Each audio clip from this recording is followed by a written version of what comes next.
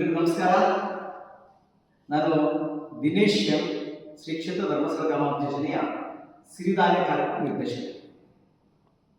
ಬಂಧುಗಳೇ, ಇವತ್ತು ಇಡೀ ವಿಶ್ವ ಮಟ್ಟದಲ್ಲಿ ಅಪೌಷ್ಟಿಕತೆ ಅಂತ ಹೇಳುವಂತಹ ಒಂದು ದೊಡ್ಡ ಮಾರಿ ಜನರನ್ನು ಕಾಡ್ತದೆ. ಇದಕ್ಕೆ ಕಾರಣ ಆಹಾರದಲ್ಲಿ ಪೌಷ್ಟಿಕತೆಯ ಕೊರತೆ. ಈ ಪೌಷ್ಟಿಕ ಆಹಾರ ಜನರಿಗೆ ಸಿಗದೇ ಇರುವುದರಿಂದ ಏನಾಗ್ತದೆ ಅಂತ ಹೇಳಿದ್ರೆ ಒಂದಷ್ಟು ಆರೋಗ್ಯ ಸಮಸ್ಯೆಗಳು ಜನರು ಎದುರಿಸುತ್ತಿದ್ದಾರೆ.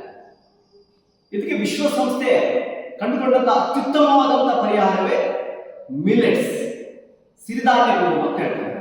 ಸರ್ಕಾರ ಇದನ್ನು ಶ್ರೀ ಅನ್ನ ಅಂತ ಕರೆದಿದೆ. ಇದೊಂದು ಸೋಜಿಗದ ಧಾನ್ಯ. ಯಾಕೆ ಸೋಜಿಗದ ಧಾನ್ಯ ಅಂತ ಹೇಳಿದ್ರೆ, ಸಿರಿಧಾನ್ಯವನ್ನು ಆಹಾರವಾಗಿ ಯಾವ ಕುಟುಂಬ ಬಳಕೆ ಮಾಡುತ್ತೋ ಆ ಕುಟುಂಬ ಹೆಲ್ದಿ ಫ್ಯಾಮಿಲಿ ಆಗುತ್ತೆ, ಆರೋಗ್ಯಯುತವಾದಂತಹ ಫ್ಯಾಮಿಲಿ ಆಗುತ್ತೆ.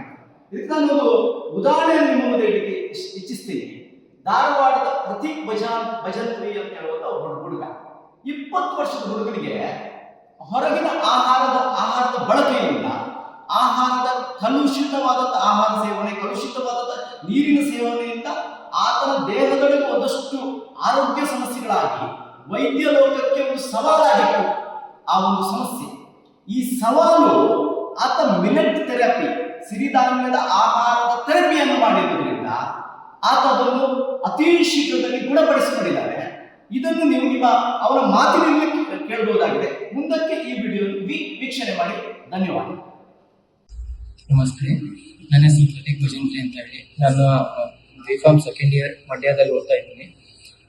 ಒಂದು 3 months ಹಿಂದೆ ನನಗೆ H. pylori bacterial infection detect ಆಗಿತ್ತು. ಡಯಾಗ್ನೋಸ್ ಮಾಡ್ಕೊಂಡಿದ್ದಾದ್ಮೇಲೆ ಸಜೆಸ್ಟ್ ಮಾಡಿದ್ರು ಸಿರಿ ಮಿಲೆಟ್ನ, ಆಮೇಲೆ ಮಿಲೆಟ್ಸ್ನ ಒಂಚೂರು ಟ್ರೈ ಮಾಡಿದಾಗ ಇವಾಗ ನಾನು ಹೆಲ್ತ್ ಬೆನಿಫಿಟ್ಸ್ ಜಾಸ್ತಿ ಕಂಡಿದೆ. ಯಾಕಂದರೆ ನಾನು ಮೊದಲೇ ಏನಾದರೂ ಡಿಟೆಕ್ಷನ್ ಆದಾಗ, ಪೈಲೋರಿ ಡಿಟೆಕ್ಷನ್ ಆದಾಗ ಹೊಟ್ಟೆ ಉರಿ, ಆಮೇಲೆ ಸ್ಲೀಪ್ ಡಿಸ್ಟರ್ಬೆನ್ಸ್ ಆಗ್ತಾಯಿತ್ತು, ಕಾನ್ಸಂಟ್ರೇಷನ್ ಮಾಡೋಕ್ಕಾಗ್ತಿರಲಿಲ್ಲ ಸ್ಟಡೀಸ್ನಿಂದ. ಆದರೆ ಇವಾಗ ಎಲ್ಲ ಮಿಲೆಟ್ ಥೆರಪಿ ಮಾಡಿದ್ವಿ, ಫರ್ಮೆಂಟೆಡ್ ಮಿಲೆಟ್ ಥೆರಪಿ. ಅದನ್ನ ಕಂಟಿನ್ಯೂ ಮಾಡಿದಾಗ 2 ತಿಂಗಳಾಯ್ತು ಇವಾಗ ಮಾಡಿದ್ಮೇಲೆ ತುಂಬ ಬೆನಿಫಿಟ್ಸ್ ಇದೆ.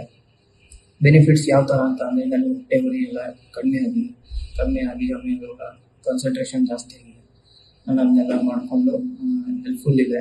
ನೀವು ಕೂಡ ಟ್ರೈ ಮಾಡ್ಬೋದು, ತುಂಬ ಬೆನಿಫಿಟ್ ಇದೆ. ಎಲ್ಲರೂ ಸಿರಿ ಮಿಲೆಟ್ಸ್ನ ಯೂಸ್ ಮಾಡಿ. Thank you.